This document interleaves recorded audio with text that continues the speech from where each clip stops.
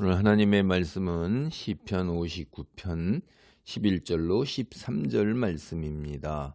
억울한 일을 당했죠. 그거에서 그 억울한 일을 당했기 때문에 그런 내게 억울함과 원통함을 해를 끼친 그 악인들의 심판을 위한 기도예요. 11절입니다. 그들을 죽이지 마옵소서. 나의 백성이 잊을까 하나이다. 우리 방패 되신 주여, 주의 능력으로 그들을 흩으시고 낮추소서. 이 억울한 일을 당해서 하나님께 이제 기도를 드리는데, 그 원수들, 악한 일을 행한 자들, 악인들을 완전히 죽여서 멸하여 달라고 기도하는가? 그게 아니라는 걸 여기에 우리 알 수 있죠. 그런데 이제 여기에 우리가 뒤에 가서 12절도 보겠습니다. 그들의 입술의 말은 곧 그들의 입의 죄라. 그들이 말하는 저주와 거짓말로 말미암아 그들이 교만한 중에서 사로잡히게 하소서. 13절입니다. 진노하심으로 소멸하시되 없어지기까지 소멸하사 하나님이 야곱 중에서 다스리심을 땅끝까지 알게 하소서. 셀라. 그러니까 11절 앞에는 죽이지 마옵소서 그랬는데 13절에 가서는 소멸하고 소멸해달라고 그러는 거예요. 이게 어떻게 해야 되는 말일까요? 우리가 여기 해석을 보면은 잘 보세요. 죽이지 말아달라는 이유는 백성이 잊을까 하나이다. 그러니까 그 벌하시기는 하되 죽이지 말고 살려두어서 두고 하나님의 백성들에게 교훈이 되게 해달라고 기도하는 거예요.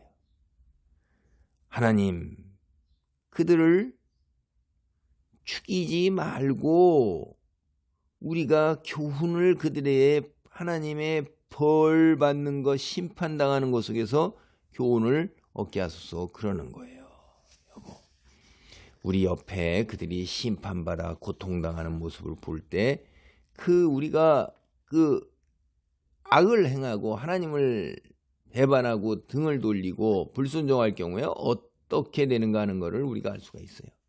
그러다가 이제 그 교육 효과가 어느 정도 다 있어요.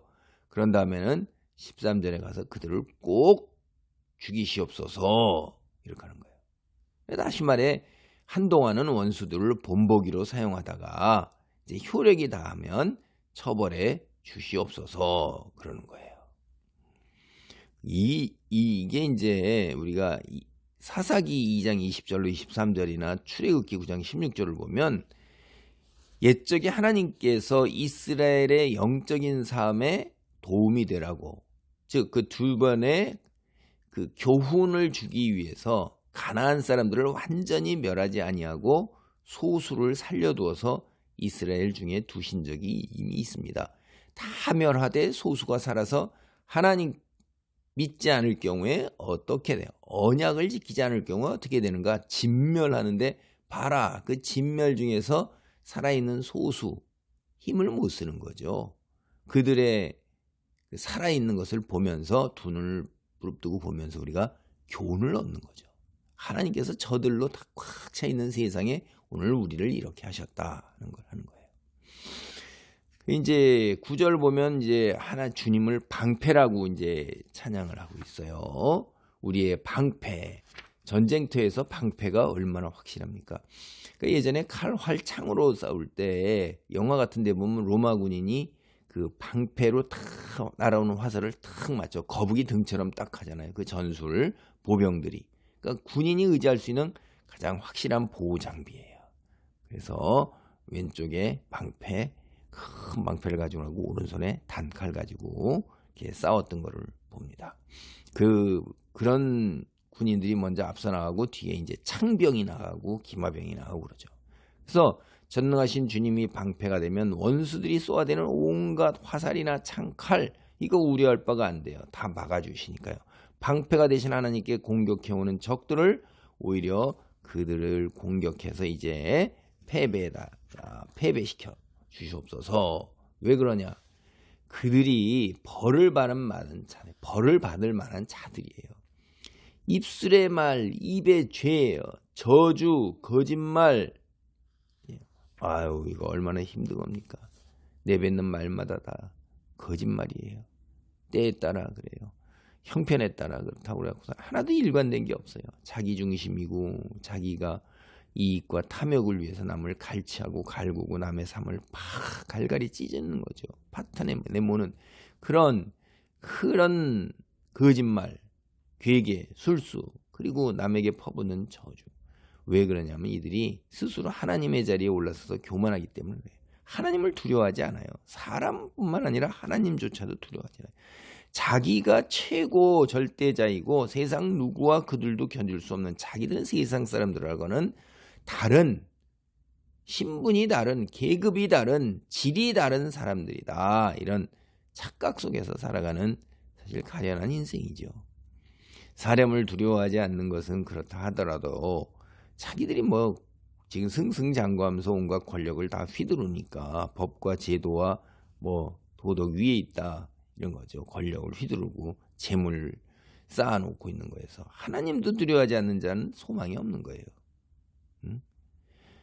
악인들을 죽여서 이 세상에 완전히 끊어지게 해주시옵소서. 그럴 때 이제 여기 보면 소멸, 또 소멸 두 번이나, 끝내다라는 뜻이에요. 이게 끝내다. 이 진노로 그들을 절단내시고 더 이상 존재하지 않을 때까지 멸하소서, 이런 얘기예요. 확실하게 처단하는 거죠. 그렇게 되면 이제 이 원수들을 완전히 절단내서 끝내버리면 온 세상이 아브라함의 하나님, 이삭의 하나님, 야곱의 하나님을 알게 될 것이라는 거예요. 여호와께서 당신의 백성인 이스라엘을 다스리고 또 온 세상의 통치자 되신다 하는 것을 온 세상 열방이, 민족이 다 깨닫게 된다 이 말이에요.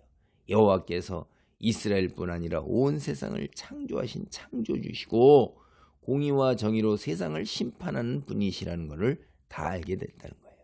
그래서 이 하나님의 의로우신 심판은 이 우리가 억울한 일을 당해서 살고 있는 이 하나님의 백성 나뿐만이 아니라 온 세상에 큰 영향을 미칠 것이다.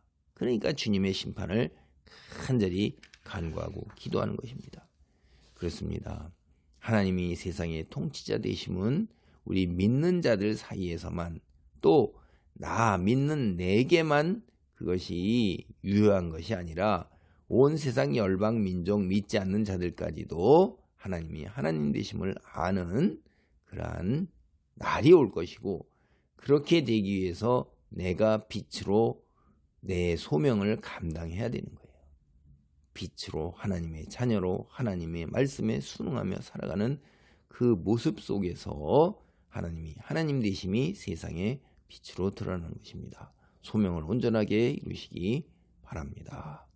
할렐루야. 하나님 감사합니다. 우리의 창조주요 통치자 되신 아버지 하나님, 우리를 괴롭히고 압제하고 아버지 우리의 삶을 갈기갈기 찢어놓는 어둠의 세력과 그의 추종자들 그대로 두지 마시고 주님 그들을 낮추시고 주의 능력으로 그들을 진멸하시옵소서.